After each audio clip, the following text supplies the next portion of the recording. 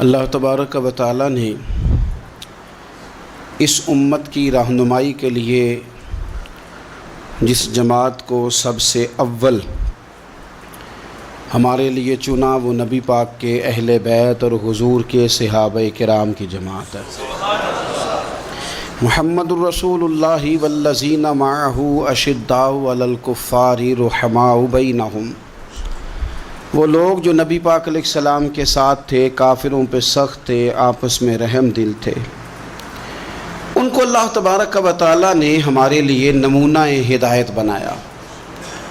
قرآن مجید فرقان حمید نے منافقین سے بھی یہی مطالبہ کیا تھا کہ تم اس طرح ایمان لاؤ جس طرح صحابہ ایمان لائے۔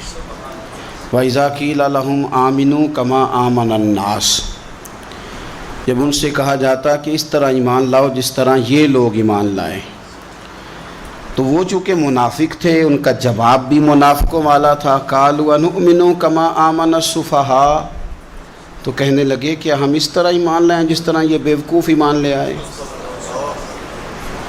انہوں نے تو گھر بار چھوڑ دیے ہیں، انہوں نے تو فقیری اختیار کر لی ہے، یہ تو ایک وقت کھاتے ہیں، یہ تو ہر وقت میدانوں میں رہنا پسند کرتے ہیں۔ وہ معاذ اللہ اس کو بیوقوفی جانتے تھے۔ الا انہم ہم السفہاء، اللہ فرماتے ہیں خبردار ہو جاؤ، یہ خود بیوقوف ہیں جو حضور کے غلاموں کو بیوقوف کہیں۔ یہ بڑی نکھری، بڑی سونی، بڑی شاندار جماعت ہے حضور کے صحابہ کی۔ اس جماعت کے ممبران نے، اس جماعت میں شامل حضور کے صحابہ کرام کی نکھری خوبصورت جماعت نے امت کو بڑے رہنما اصول دیے، بڑے عالی شان افکار دیے، بڑی خوبصورت یادیں چھوڑی۔ ہمارے ساتھ یہ ہوا ہے کہ جس طرح ہم اپنی تاریخ کے بے شمار پہلوؤں کو فراموش کر بیٹھے ہیں، اسی طرح صحابہ کرام علیہم رضوان میں سے جو خاص نورانی عالی شان لوگ تھے اور جن کا تذکرہ پڑھنے اور سننے سے دل روشن ہو جاتا تھا، ہم نے لوگوں کو بھلا دیا ہے۔ بزرگان دین کے عرس نہ صرف یہ کہ ہمارا نظریہ ہے، بلکہ وہ دین کا ایک بہت بڑا حسن ہے، لیکن یہ کہ ان بزرگان دین کے عرس کے ساتھ ساتھ اگر ان بزرگوں کی یادیں بھی بنائی جاتی، ان کے روشن تذکرے بھی لوگوں کے سامنے رکھے جاتے، تو امت کی جو آنے والی نسلیں تھیں وہ ان کو اپنا رہنما، اپنا مقتدا، اپنا پیشوا تسلیم کرتی۔ اور یہ وہ رہنما تھے جنہیں حضور نے امت کا رہنما کہا۔ اصحابی کالنجوم، یہ ستارے ہیں میرے صحابہ، کسی کے پیچھے چلو گے تو اللہ تمہیں ہدایت عطا کرے گا۔ ان میں سے ایک صحابی کا تذکرہ، ایک جلیل القدر امین امت، السابقون الاولون میں سے چمکتے ہوئے ستارے، حضرت ابو عبیدہ بن جراح رضی اللہ تعالیٰ۔ حضرت ابو عبیدہ بن جراح رضی اللہ تعالیٰ عنہ ان قرون اولیٰ کے لوگوں میں سے جنہوں نے بالکل ابتدا میں حضور کے دست اقدس پر کلمہ پڑھ لیا تھا، بالکل شروع میں دار ارقم کے دنوں میں، شاید اس سے بھی قبل۔ حضرت صدیق اکبر رضی اللہ تعالیٰ عنہ کی دعوت پر یہ مسلمان ہو گئے، بالکل شروع کے لوگ ہیں۔ وہ جو 10 لوگ جنہیں حضور نے جنت کی بشارت دی، عشرہ مبشرہ، ان میں نام ہے حضرت ابو عبیدہ بن جراح کا۔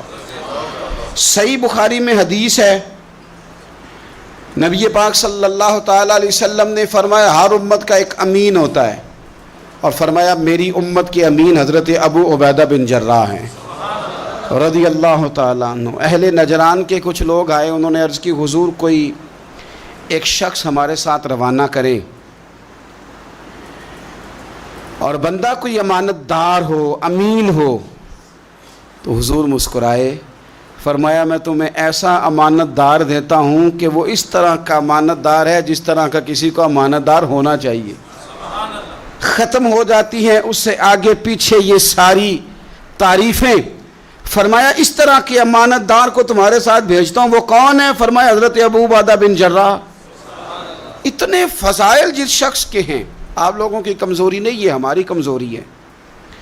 ہم نے چاند ایک صحابہ کے تذکرے کیے، باقی بزرگ ترین شخصیات امت کے سامنے آنے سے وہ اس لیے رہ گئیں کہ ہماری ترجیحات کچھ اور چیزیں تھیں، ہمارے فکر کی جولانیوں میں کچھ اور چیزوں نے جوش زیادہ مارا۔ حضرت ابو عبیدہ بن جراح وہ خوبصورت آدمی ہے کہ ابن ماجہ میں ایک بڑا انوکھا فرمان موجود ہے۔ ابن ماجہ میں حضرت عائشہ صدیقہ رضی اللہ تعالیٰ عنہ سے کسی نے پوچھا کہ نبی پاک صلی اللہ تعالیٰ علیہ وسلم کو سب سے زیادہ محبوب کون ہے، حضور کو سب سے زیادہ پیار کس سے ہے؟ تو فرمایا سادی سی بات ہے، ابو بکر صدیق سے، عمر فاروق سے۔ اس شخص نے کہا نہیں، میں ان کے بعد پوچھنا چاہ رہا تھا۔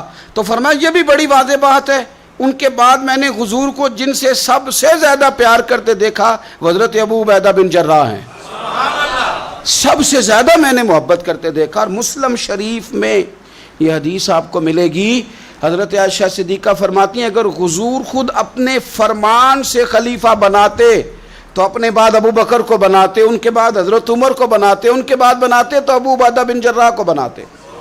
اتنا بڑا آدمی حضرت ابو عبیدہ بن جراح رضی اللہ تعالیٰ، اتنی بڑی شخصیت۔ اور پتہ ہے آپ کو ان پر صحابہ کا اعتماد کس طرح کا ہے؟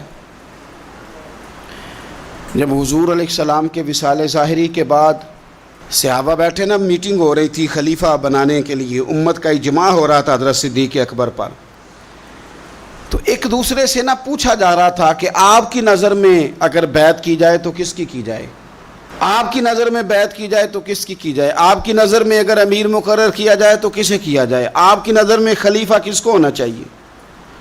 تو امت کا اجماع جناب صدیق اکبر کی طرف تھا۔ تو حضرت صدیق اکبر سے پوچھا گیا آپ بتائیے اگر آپ بیعت کریں گے تو کس کی کریں گے؟ تو حضرت صدیق اکبر نے کہا دو لوگوں کی، اگر حضرت عمر کو آگے لگاؤ گے تو پھر بھی میں بیعت کر لوں گا، اور اگر ابو عبیدہ بن جراح کو آگے لگاؤ گے تو میں پھر بھی بیعت کر لوں گا۔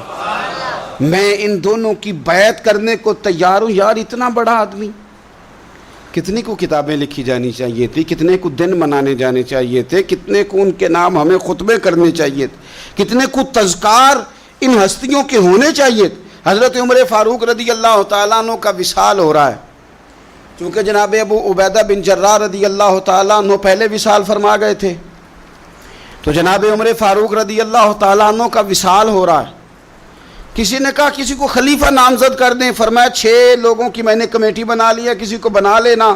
ہاں اگر آج ابو عبیدہ بن جراح ہوتے تو پھر میں کمیٹی نہ بناتا،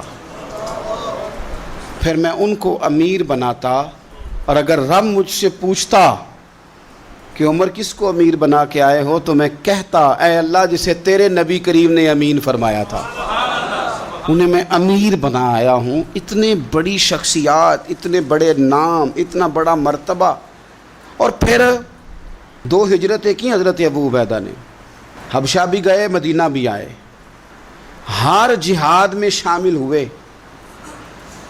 اور عشق کے امتحان دینے کی باری آئے تو سب سے پہلے دیے۔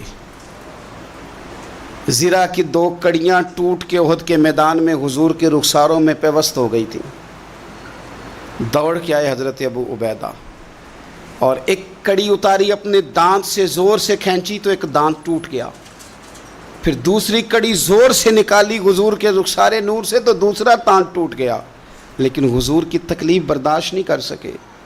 عجیب امتحان لیا ان کی محبت نے بھی، عجیب امتحان لیا۔ اعظم بلا سے اپنی وہ ہستی ہی کیوں نہ ہو، جو چیز اس کی راہ میں حائل ہو پھونک دو۔ عجیب امتحان لیا۔ احد کے میدان میں ان کے والد ان کے مقابلے میں آ گئے تھے۔ یہاں تو مقابلہ ہوتا ہے نا دولت اور دین کا، تو لوگ کمزوری دکھا جاتے ہیں، وطن اور دین کا تو لوگ کمزوری دکھا جاتے ہیں۔ یہاں تو مقابلہ ہوتا ہے نا ہمارا اپنے نفس کی خواہشات اور دین کا، تو غلبہ کچھ اور چیزیں لے جاتی ہیں، لیکن سامنے باپ ہے اور اس طرف دین ہے، حضور کی محبت ہے، نبی پاک کی غلامی ہے، مقابلہ ہو رہا ہے، قبول کس کو کرنا ہے؟